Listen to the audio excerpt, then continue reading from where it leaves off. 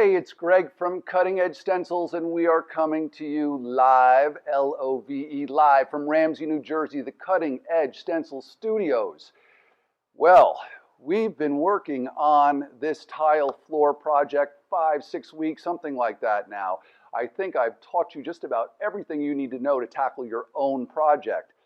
Last week I showed you grout lines, I think was the last thing. I had since then just done these few grout lines on this floor. That's the gray you see here. I'm using this grout line stencil right here that we supply from Cutting Edge Stencils. This is so fast and satisfying, completes the illusion of a tile floor on a cement or wood floor. So I left a couple here, one up front. We're going to do those together right now, so I'm going to sneak in and do this one and just show you again. We'll take our stencil. We just line it up where the grout line goes. It's pretty easy because the stencil itself leaves a gap for that grout line.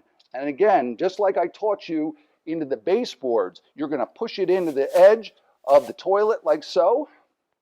I've got my grout color right here, which happens to be Benjamin Moore 1600.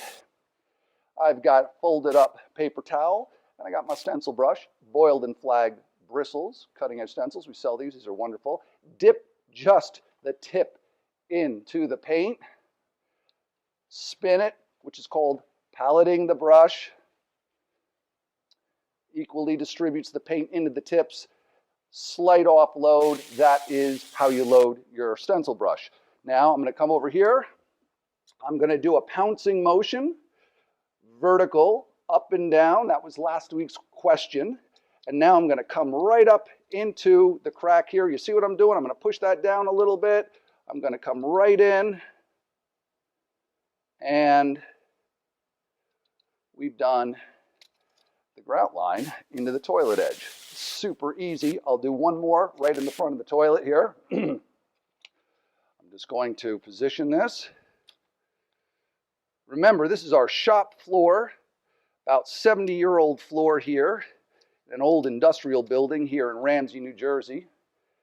And we are stenciling this faux tile floor here. So now I'm going to come back in.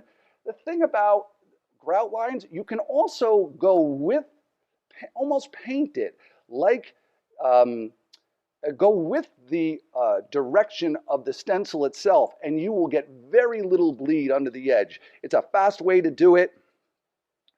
Pounce into the corner, into the crease. Another possibility is you can use a dense foam roller. You can have that loaded up. I showed you how to do it, but I'm going to show you again. You load the roller evenly. You must use a dense foam roller. These rollers have a super smooth nap. Nap is the texture on a roller. They measure it in nap thickness. This is a very tight nap, super smooth. So I offload it, and you have a nicely loaded dense foam roller, the only roller to use in stenciling, and you can come in and make very quick work of your grout lines. Okay, so you can see we've got our grout lines in, we've done our stencil, we've got beautiful tight edges into the crease by the baseboard. I'm going to move this stuff out of the way.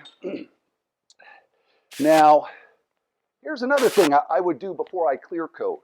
I would take my colors, which is Benjamin Moore Navajo White Flat Ben base coat, over Sticks primer, and Ben Moore Black flat once again. And I would have these on these great little soup container lids, and I would spend on a project like a bathroom, I might spend a half an hour doing touch-ups. As you can see, when you look at this, it looks great already. Now, when I get down on my knees, I can find, I'm going to come in here, I'm going to load my little artist brush with a little bit of the Navajo White. And if I see a little bleed or something here that I don't like, I just come in and knock it back. Believe me, you can get carried away with this. You can go crazy. We don't want to do that. We want to take the most obvious issues that we see, touch-ups, and take care of those with both colors, both the black and the white. Don't go crazy with this. Just do the basics, because when someone walks into a space, their eye does not go to these little things. It goes to color, pattern. And so they walk in, they see the pattern, your eye finishes the whole picture. It's not saying, oh, look at that little dot in the corner. It's not what's happening. So I'm not going to get crazy about it. I don't want you to get crazy about it. Okay, so we are now going to go to a clear coat. A couple things. Dust your floor first. You know, you've been working very clean this whole time. Hopefully you haven't been adding more mess to the floor. You've been keeping it clean. Be careful if you vacuum. You do not want to scratch your artwork. Another option is you can take a tack cloth, which has a sticky, slightly sticky coating to it. I think it's shellac. And just do a real quick wipe down. And this grabs all the little dust and hair and little stuff like that that you want to get off. Tack cloths are great. But when you have a tack cloth, open it all the way to maximize it. Don't leave it, they come like this. Don't leave it all folded up tight. You're only going to get 8 square inches to work with. You open this up, you constantly rotate it, and that will give you the best use out of your tack cloth. Okay, we're going to clear coat. Here we go. Water-based. Wouldn't use an oil base these days. The water-based material is so good, so durable, easy to use, easy to clean, environmentally friendly. That's why we want to use it. Also, can you imagine being in a bathroom, putting an oil finish down? You're gonna be not feeling good. You're gonna be nauseous. You're gonna be like right here, you know? Okay, so what I'm gonna do, this is satin. I recommend satin. I recommend lower sheens. High gloss will reflect the light and show every imperfection in the floor. So if you have a chunk out of your floor, you're going to see it more with a high gloss finish than you would with a satin finish. Lower sheen finishes are better for hiding imperfections. Using my 5 tool, I'm going to open up my water-based satin finish. Now, when you have a satin finish, what they do at the factory is they add what's called a flatting agent.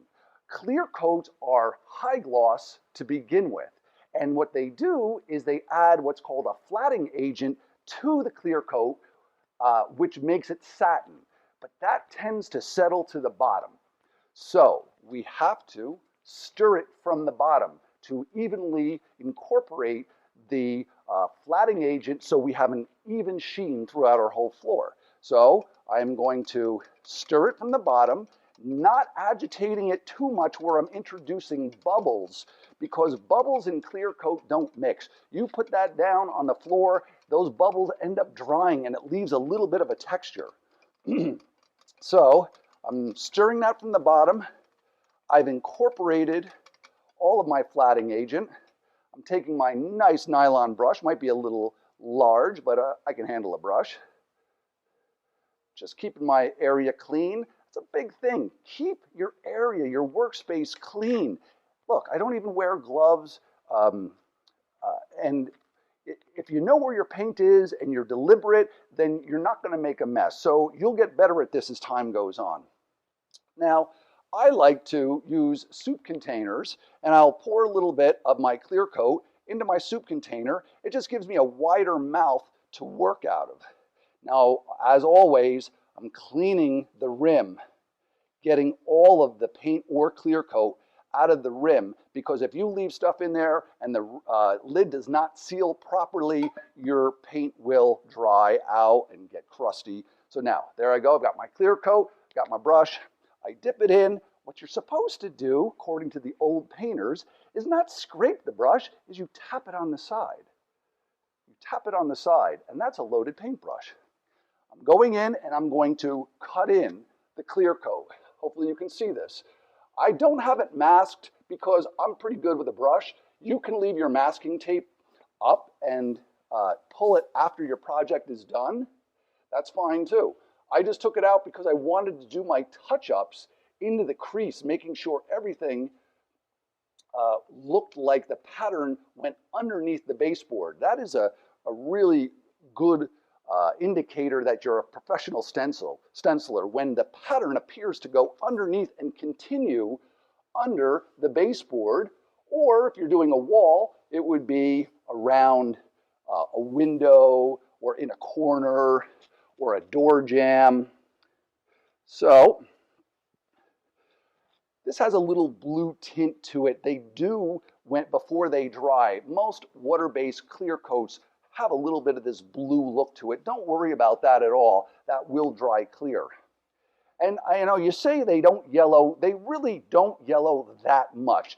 Over time, you might get a slight yellowing, but nowhere near the amount that you would see with a linseed oil-based oil top coat. Okay, so I've got this, what we call cut in. I've got it cut in. And now I am going to use a larger dense foam roller. Just do this one little edge right here. And Carly, thank you for being such a great filmer here and working with me. It's Carly Damiano here behind the camera. Hi, guys. Listen, don't forget, you should probably save these posts. And because when you do your project, they're going to come in really handy. I pretty much have covered everything here. So I have now cut in my floor, and now I'm going to add my clear coat to this tray. And what I did with this tray is I lined it with a little bit of saran wrap. You can see that because it was an old tray. I've got a 6-inch dense foam roller. I load that up with my clear coat, my water-based satin clear coat, and this is it. I come in, and I would recommend 2 to 3 coats. I would do 3 coats. Greg, is the clear coat what protects the paint from chipping and peeling? Yes. Well, first of all, you want good adhesion. If you don't have good adhesion and you didn't use Stix primer and your base coats aren't sticking, no top coat is going to solve that. So everything starts at the bottom and works its way up. Get good adhesion, and that with your Stix primer, and that will prevent it from peeling. This just adds protection to the artwork. Just like a hardwood floor, as you walk on it, you can start to see where the clear coat wears off and it starts to go into the stain of the hardwood itself.